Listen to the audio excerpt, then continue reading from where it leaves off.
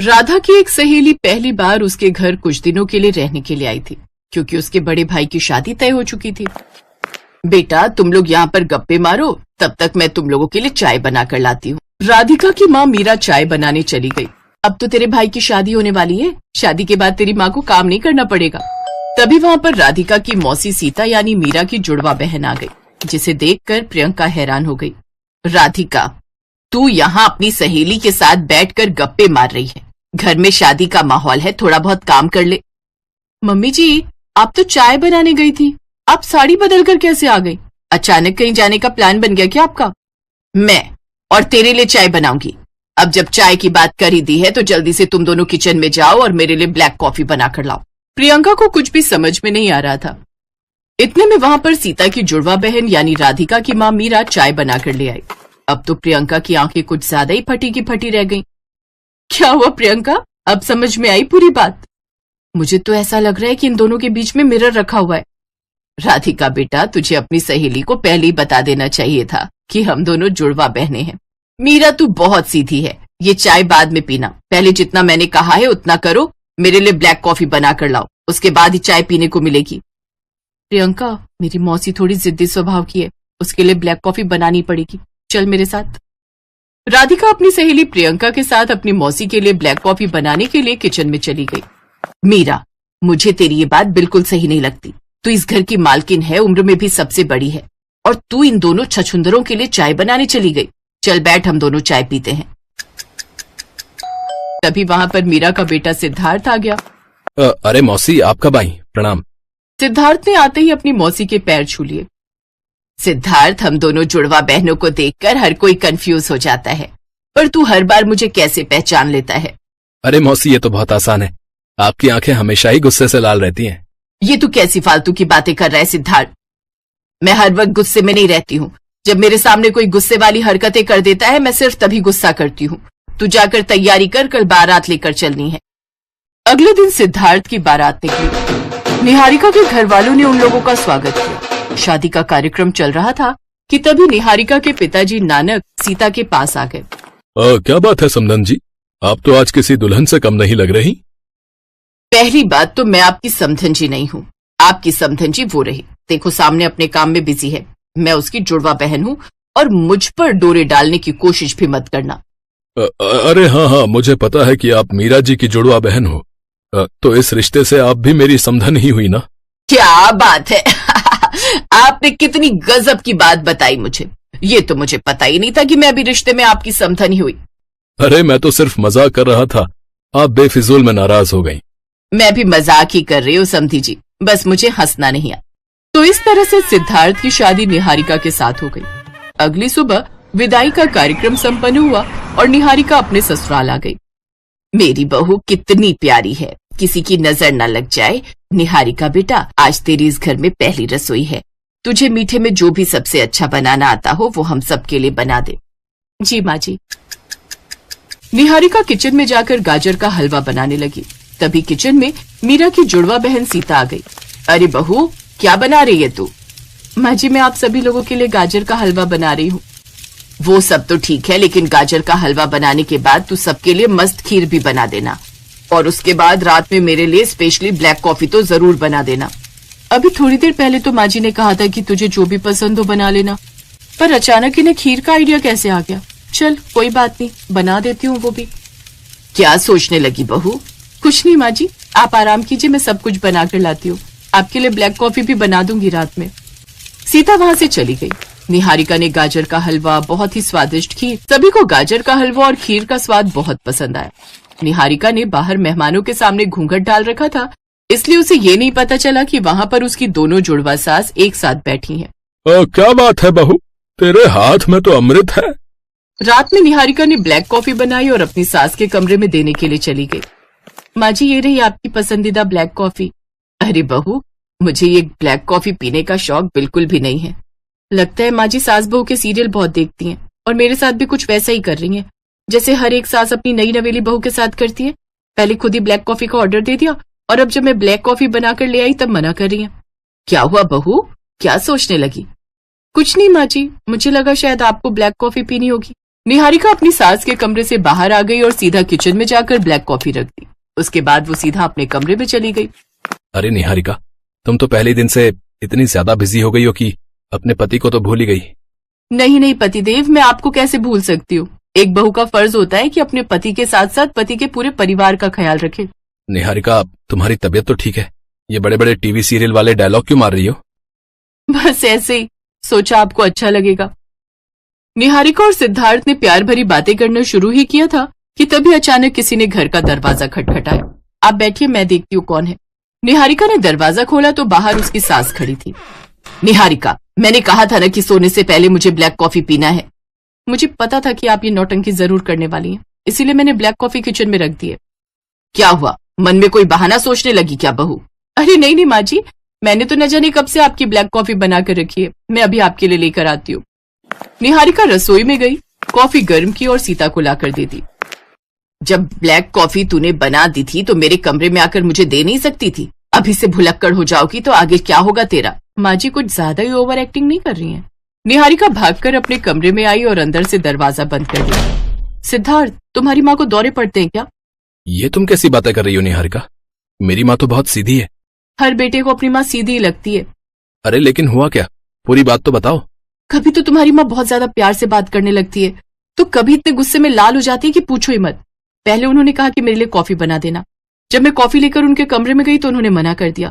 उसके बाद जब मैं तुमसे बात करने लगी तो दरवाजा खटखटाकर मुझसे पूछने लगी कि मेरी कॉफी कहाँ है। ऐसी कई घटनाएं हो चुकी हैं सुबह से। ये सुनते ही सिद्धार्थ जोर जोर से हंसने लगा।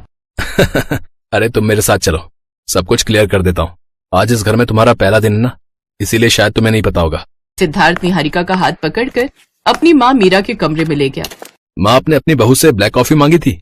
अरे नहीं बेटा, अगर मुझे चाय कॉफी पीनी होगी तो मैं खुद बना लूंगी, बहू को क्यों परेशान करूंगी इतनी रात में।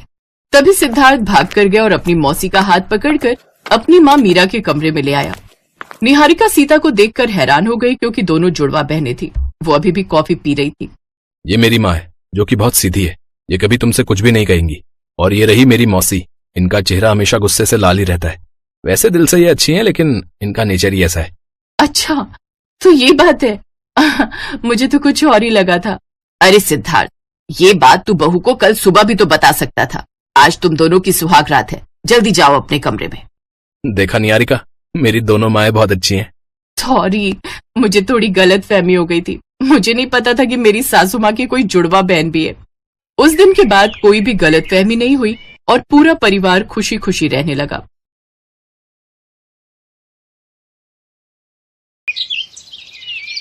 बंटी और बबली दोनों सगी बहनें, दोनों ही एक नंबर की चालाक थी। वो बूढ़ी औरतों का भेष बनाकर अलग अलग गांव में जाती थी और जहां भी सीधी साधी अमीर सेठानी औरतें दिखाई दें, उनको ठग लेती थी। अरे मोरी मैया, ये तो सच में जादू हो गया। मुझे भी कोई ऐसी दवाई दे दो, मैं तो बिल्कुल ऐसी 20 साल की जवान लड़की बनना चाहती हूँ। मेरे पति तो मुझे पसंद ही नहीं करते, हमेशा मुझे बुढ़िया बुढ़िया कहकर चिढ़ाते रहते हैं।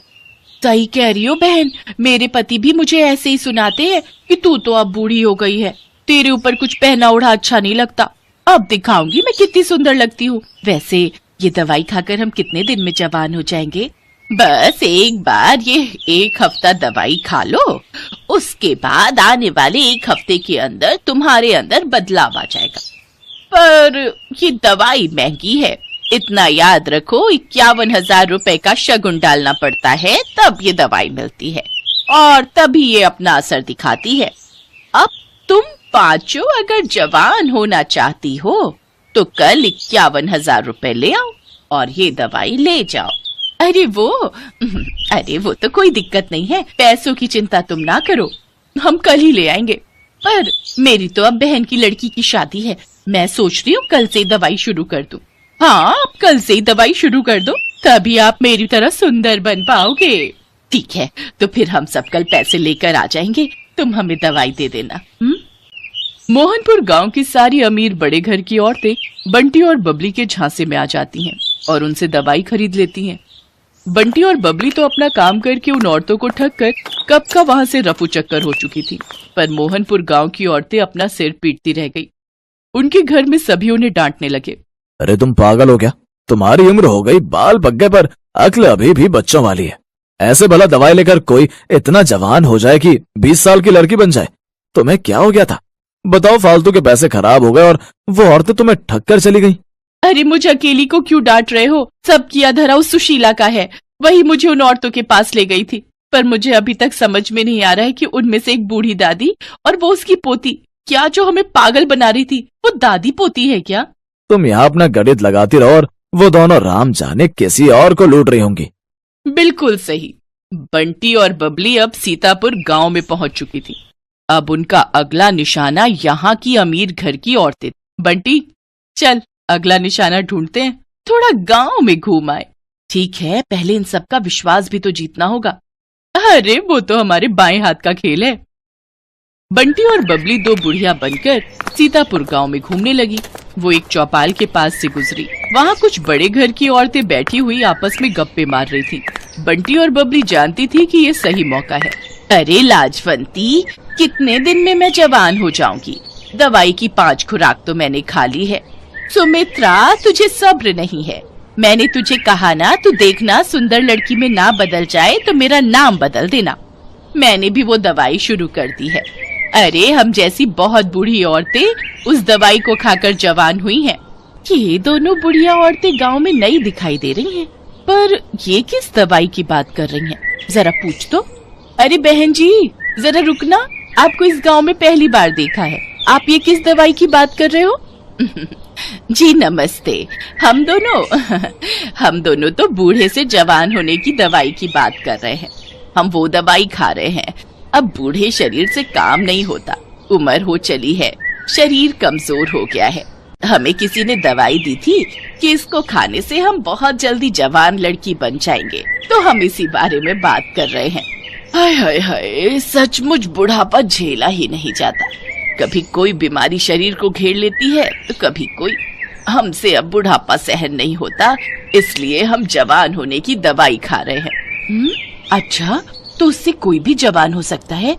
अगर हम लोग वो दवाई खाएं, क्या तुम हमें भी वो दवाई दे सकती हो? हाँ, क्यों नहीं, वो दवाई तो हम जरूर दे सकते हैं। उसके लिए 51,000 रुपए देने होंगे, वो शगुन होता है। हाँ ठीक है, पर पहले आप हमें इस बात का सबूत दो कि वो दवाई सचमुच हमें जवान बना देगी।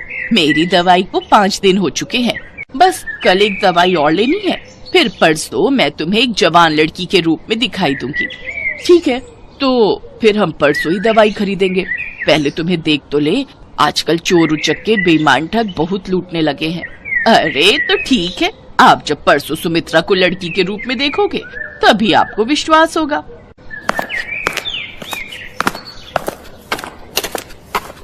यार बबली, अब कुछ दिनों के लिए बाहर घूमने चलेंगे, बस ये थोड़े और पैसे आ जाए। बहुत थक गई हूँ मैं ये बुढ़िया बन बनकर।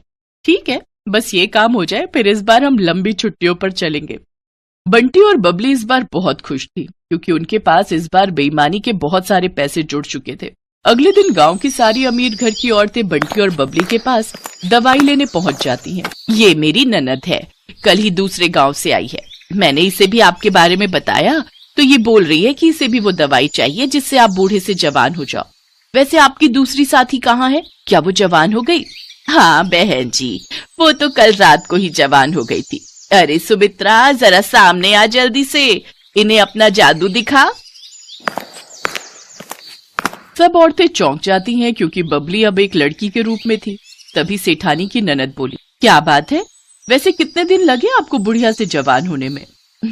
मुझे तो 1 हफ्ता लगा था। वैसे अब दवाई में नया तरीका अपनाया गया है, आप सबको सिर्फ 2 दिन ही लगेंगे। अब आप जल्दी से ये पैसे जमा कर दो तो हम आपको दवाई दे दे।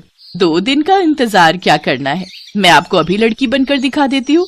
सेठानी की ननद कोई बूढ़ी औरत नहीं थी, बल्कि सेठानी की भतीजी ये सब नाटक कर रही थी, जो पिछली रात ही अपनी बुआ के घर रहने आई थी। जब सेठानी की भतीजी रीमा को ये बात पता चली तो उसे दाल में कुछ काला लगा, क्योंकि उसकी अपनी सहेली की माँ के साथ ऐसा हो चुका था और वो बदमाश औरतें कहीं नहीं मिल रही थी। बुआ जी, ये कोई बूढ़ी औरतें नहीं, ये 2 चालाक लड़कियां हैं। ये ठग हैं, गांव-गांव जाकर सबको बेवकूफ बनाती हैं और पैसे ठगती हैं। असल में इनका नाम बंटी और बबली है। पहले ये 2 बुढ़िया के रूप में गांव में जाती थी, फिर इनमें से एक अपने रूप में वापस आ जाती है। बस यही सारी औरतें धोखा खा जाती हैं। ये अपना मेकअप उतार देती है, अच्छा, ऐसी बात है। हम तो इनके जाल में फंसे ही जा रहे थे। अब तुम दोनों को यहाँ से कोई नहीं भागने देगा। रीमा बिटिया, जल्दी से चौधरी साहब को और बाकी गांव वालों को भी बुला लो। इन दोनों को पकड़ना बहुत जरूरी है। बबली, हमारी चालाकी हम पर भारी पड़ गई। अब तो हमें ये पुलिस के हवाले करके रहेंगे। तुम ठीक कह रही हो बहन, कोई बात नहीं, थोड़े दिन जेल की रोटी खा लेंगे। रीमा की समझदारी से बंटी और बबली, जो कि बहुत समय से लोगों को ठगने का काम कर रही थी, उन्हें पुलिस पकड़ लेती है और उन्हें जेल हो जाती है। दोनों को अपने किए की सजा मिल जाती है। बंटी और बबली दोनों को समझ आ गया था कि चोर कितना भी समझदार हो, कितना भी चालाक हो, पर एक ना एक दिन उसे अपराध की सजा जरूर मिलती है।